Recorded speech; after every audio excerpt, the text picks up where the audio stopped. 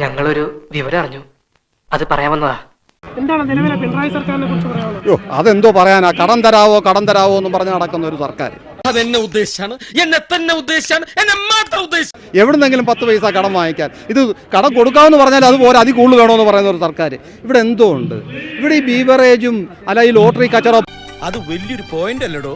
പാവപ്പെട്ട വികലാംഗർ നടത്തുന്ന ഈ ലോട്ടറി കച്ചവടം അല്ലാതെ ഈ നാടിന് എന്തോ ഒരു ഗുണമുള്ളത്? ഇവിടെ വരുമാനം വേണ്ടേ? ഇതിന് എന്തെങ്കിലും വരുമാനം ഉണ്ടെങ്കിലല്ലേ സർക്കാർ ഖജനാവിലേക്ക് ആ പൈസ ചെല്ലത്തുള്ളൂ. ഇവിടെ പരമ്പരാഗതമായ രീതിയിൽ കിട്ടുന്ന ഭൂമിയുടെ ടാക്സ്, അല്ലെങ്കിൽ വേറെ ഏതെങ്കിലും നമ്മൾ എന്തെങ്കിലും സ്ഥലം രജിസ്റ്റർ ചെയ്യുമ്പോൾ അതിന് കിട്ടുന്ന പൈസ, ഇതൊക്കെ അല്ലാതെ ഗവൺമെന്റ് വേറെ എന്തോ വരുമാനം വരുന്നത് ഉള്ളതല്ല ഇവന്മാര്. അത് വേറൊരു വലിയ പോയിന്റ് ആണല്ലോ. എന്തുമാത്രം പോയിന്റുകളായി വീട്ടിൽ ല്ല. ഇതാണ് ഇവിടെ ചെയ്യുന്നത്. ഗവൺമെന്റിന്റെ ഒരു കൃത്യവിലോപം, ഒരു മാനേജ്മെന്റും ഇല്ല, ഫിനാൻഷ്യൽ മാനേജ്മെന്റ് എന്ന് പറയുന്നില്ല. 10 ഈ ഗവൺമെന്റിനോ ഇപ്പൊ ഞാൻ 0 കൊടുക്കത്തുള്ളൂ, ഒരു കാര്യവുമില്ല. സുപ്രീം കോടതി പോയി കിടന്ന് കരഞ്ഞോണ്ട് കിടക്കുക, ഞങ്ങൾക്ക് കടന്താ. ആ സർക്കാർ എന്തോ മാർക്ക് കൊടുക്കാനാ? കൃഷ്ണൻകുട്ടി ഇവൻ ചത്താവോ ഈശ്വരാ. പിണറായി സർക്കാരിനെ കുറിച്ച് എനിക്ക് വളരെ മോശം അഭിപ്രായമുള്ളൂ. ദൈവത്തെ ഓർത്ത് ഇനി ഭരണത്തിൽ വരരുത്. ഈ ജനങ്ങൾ ആദ്യം ശ്രദ്ധിക്കുക. ഈ പിണറായി ഇവിടെ വരാനേ പാടില്ല. ഇനി ഈ പിണറായിക്ക് ഇനി ഈ ഇലക്ഷനിൽ വോട്ട് കൊടുക്കാനേ പാടില്ല. ഞങ്ങൾ വെറുത്തു, ഈ പിണറായിയെ വെറുത്തു. എന്താ നിന്റെ ഉദ്ദേശം? അരി വെക്കാമെന്നവൻ അടി എന്റെ അരി മുട്ടിക്കോ ഭഗവാൻ. മോശം ഭരണമെന്ന് പറഞ്ഞാൽ മോശം. റേഷൻ കട വഴി അരി പോലും നേരെ നിങ്ങൾക്ക് കിട്ടുന്നില്ല. ആവാൻ സാധ്യതയുണ്ട്.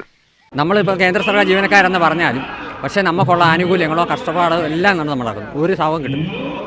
പിണറായി എന്ന് പറഞ്ഞാൽ വെറും ഇതാണ്. വെറും പിഴ. പിണറായിയുടെ കളിപ്പാവ് എന്ന് പറഞ്ഞാൽ പിണറായി ഇവിടെയുള്ള ജനങ്ങളെ ദ്രോഹിക്കുക. ഞാനങ്ങ് ഭയന്നു പോയി, ഇത്രയുള്ള കാര്യം. കാരണം ഈ പറയണ ഞാൻ 64 വയസ്സുള്ള ഒരാളാണ്. നക്കാപ്പിച്ച കാശ് പോലും തരാറില്ല, തന്നിട്ടുമില്ല. 2018 പ്രളയം വന്നു. 2018 പ്രളയം വന്നപ്പോൾ മോദിജി കൊടുത്ത അതിന്റെ കണക്ക് വെക്കാൻ പറഞ്ഞിട്ട് ഇന്ന് വരെ കൊടുത്തിട്ടില്ല. ഈശ്വര ഇനി എന്ത് ചെയ്യും? ആലോചിച്ചിട്ട് ഒരു എത്തും പിടിയും കിട്ടുന്നില്ല. 75-80% മോശം അഭിപ്രായമാണ്. മുതലാളി വിഷമിക്കാതിരിക്കും, നമുക്ക് സമാധാനമായിട്ടിരുന്ന് ആലോചിക്കാം. എല്ലാ വിവരങ്ങളും ശരിക്കും മനസ്സിലാക്കിക്കൊണ്ടിരിക്കുന്നതാണ്. അതുകൊണ്ട് പ്രത്യേകിച്ച് പറയാനൊന്നുമില്ല. സാധാരണക്കാരെ മുഴുവൻ വഞ്ചിച്ച് കുളമാക്കി നശിപ്പിച്ച് നാരായണക്കൽ പിടിപ്പിച്ച സത്യത്തിൽ ഞാൻ നിരപരാധിയാണ് സാർ. അങ്ങനെ എങ്ങനെ ജീവിതം പോകും? ഒറ്റ വാക്കിലെ പിണറായി സർക്കാരിനെ കുറിച്ച് പറഞ്ഞാൽ എന്താണ് ഉത്തരം പറഞ്ഞത്? കുത്തഴിഞ്ഞ ഭരണം, അത്ര. നിങ്ങൾ അതിര് കിടക്കുന്നു, ഇതൊരു നടത്തു പോണ മാതിരില്ല. പിണറായി ഭരണമോ ലോക പരാജയമാണ്. 10ൽ 0 താഴെ ഒരു മാർക്ക് കൊടുക്കാൻ പറ്റുമെങ്കിൽ അതാണ് പിണറായി സർക്കാരിന് ഞാൻ കൊടുക്കുന്ന ഒരു മാർക്ക് എന്ന് പറയുന്നത്. 8 മുഴം കയറ് കിട്ടും എനിക്കൊന്ന് തൂങ്ങിച്ചാവാൻ. ജനത്തിനെല്ലാം അറിയാവുന്ന കഥയല്ലേ ഇത്? റേഷൻ കട ചെയ്യുന്ന അരി പോലും ഇല്ലല്ലോ, മാവലി സ്റ്റോറി സാധനമില്ല, സബ്സിഡി ഇല്ല, എല്ലാം ഇല്ലല്ലോ.